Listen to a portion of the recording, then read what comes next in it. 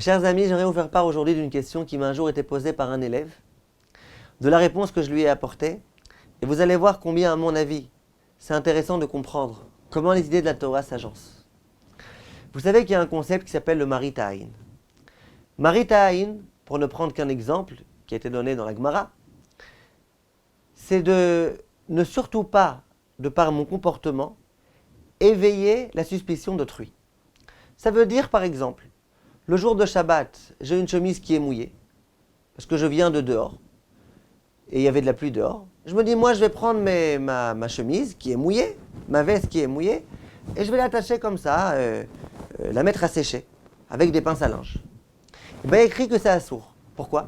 Parce que la personne qui me voit étendre mon linge, elle va se dire, ah, celui-là, visiblement, il vient de faire sa lessive. Quoi ? Ce juif-là, le jour de Shabbat, il fait sa lessive ? Interdiction d'Eoraïta ? Ce juif-là, c'est ça qu'il fait. C'est la raison pour laquelle la Torah m'a dit non, surtout, essaye d'avoir un comportement qui n'éveille pas la suspicion de l'autre. N'attache pas ton linge Shabbat, n'étends pas ton linge Shabbat. Même si jamais tu n'as pas fait de lessive, n'étends pas ton linge. Tous les gens qui vont te voir, ils risquent d'en venir à se dire que toi, tu as commis une avéra. Très bien.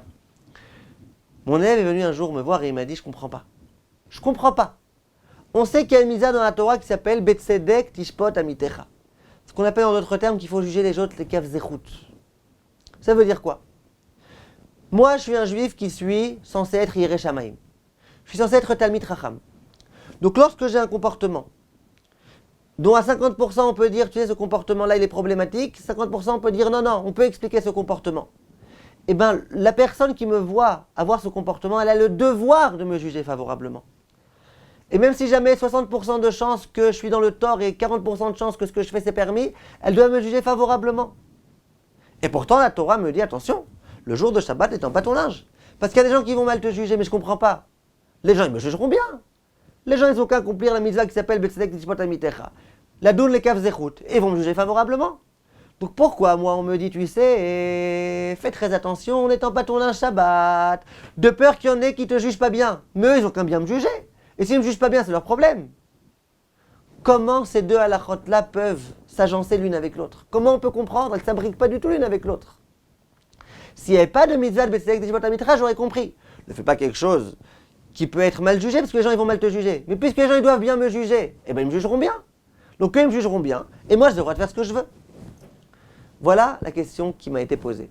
Je trouve que c'est une question très intéressante. Quand vous allez entendre la réponse, vous allez voir combien la question était vraiment intelligente.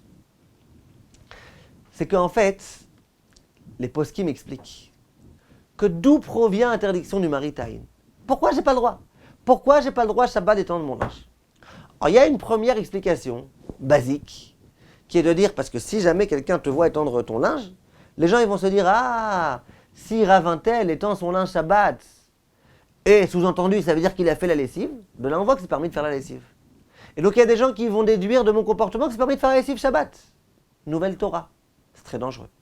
Donc on me dit, tu sais, fais attention à ton comportement. Parce que si de ton comportement on peut déduire que c'est permis de faire la lessive, les gens ils vont pas savoir, ils vont faire la lessive. Ils vont être permissifs. C'est la première explication qui est donnée. Mais ce n'est pas celle qui nous intéresse maintenant. Il y a une autre explication qui a été donnée. C'est de dire la chose suivante.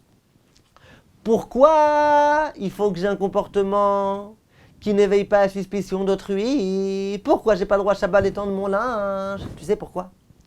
Parce que celui qui me voit étendre mon linge, lui, il a un devoir de me juger favorablement. Lequel ? Les kaf zechut, Betzedek Tishpot Amitecha. Et il y a un risque, c'est que lui, malheureusement, il ne soit pas à la hauteur d'accomplir son devoir de me juger favorablement, et qu'il ne me juge pas favorablement. Bon, d'accord, et alors quoi ? Et s'il ne me juge pas favorablement, il aura fait une avéra. Il aura commis la avéra de ne pas me juger favorablement. Vous comprenez comment ça fonctionne ? C'est-à-dire que la raison pour laquelle il ne faut pas que j'étende mon linge, c'est de peur que la personne qui devait me juger favorablement, elle ne me juge pas favorablement. Non, alors quoi, c'est son problème ? Mais non, c'est à cause de moi qu'elle a commis cette avéra. Si jamais je n'avais pas eu un comportement qui pouvait laisser entendre que j'ai commis une avéra, eh bien, la personne, elle ne m'aurait pas jugé de façon défavorable. Ce qui a fait qu'elle m'a jugé de façon défavorable et qu'elle a commis une avéra en me jugeant de façon défavorable, c'est justement le fait que moi, j'ai eu ce comportement-là. Donc c'est tout l'inverse de la façon dont on comprenait que ça fonctionne. La personne qui me pose la question, elle a raison a priori. Simplement, c'est complètement l'inverse. Elle me dit, puisque elle doit me juger favorablement, Eh ben moi, laisse-moi faire ce que je veux. Laisse-moi étendre mon linge Shabbat. Mon linge qui s'est mouillé par la pluie, laisse-moi étendre, puisque l'autre il doit me juger favorablement. Comment on peut comprendre que la halachot, elles aillent l'une avec l'autre? Si lui doit me juger favorablement, eh ben moi j'ai qu'à faire ce que je veux. Réponse c'est tout le contraire. La raison pour laquelle j'ai pas le droit de mettre, c'est parce que l'autre il a le devoir de me juger favorablement et qu'il risque de pas me juger favorablement. Et que s'il me juge pas favorablement, ça aurait été à cause de moi. De là, on voit premièrement que quand on a des questions, des fortes questions, eh ben il faut poser la question au rabbanim. Si lui, il ne m'avait pas posé la question, il se serait dit, je comprends rien, c'est halachot là, moi, je comprends plus rien. C'est vrai, c'est un petit peu embrouillant. Il ne pouvait pas déduire de lui-même que c'était ça le sens et la profondeur de cette halakha-là. Quand on a une question qu'on pose au Rav. Parce que la Torah est très intelligente. Simplement, quand on n'est pas suffisamment investi dans son étude, quand on n'est pas suffisamment érudit, on ne comprend pas toujours comment ça fonctionne. Parfois, on pense que c'est tordu. En fait, ce n'est pas du tout tordu, c'est parce que nous, on ne sait pas de quelle façon la halakha a été établie. Premièrement. Et deuxièmement, regardez un petit peu ici la beauté de cette halakha-là. Moi, on me casse la tête. Et on me demande de ne pas avoir un comportement qui pourrait laisser entendre que j'ai commis une avéra, de peur que l'autre fasse une avéra. Mais tant pis pour lui, il n'y a qu'à se débrouiller. Il n'y a qu'à pas faire de avéra l'autre. Il n'y a qu'à me juger favorablement, qu'il se débrouille, qu'il assume ses responsabilités. Non. On voit que dans la Torah, on est tous arevim zebazé.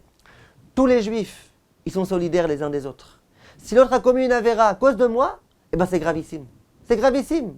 Moi, ça doit me déranger que quelqu'un commette une avéra. Donc on me dit, et un comportement parfait.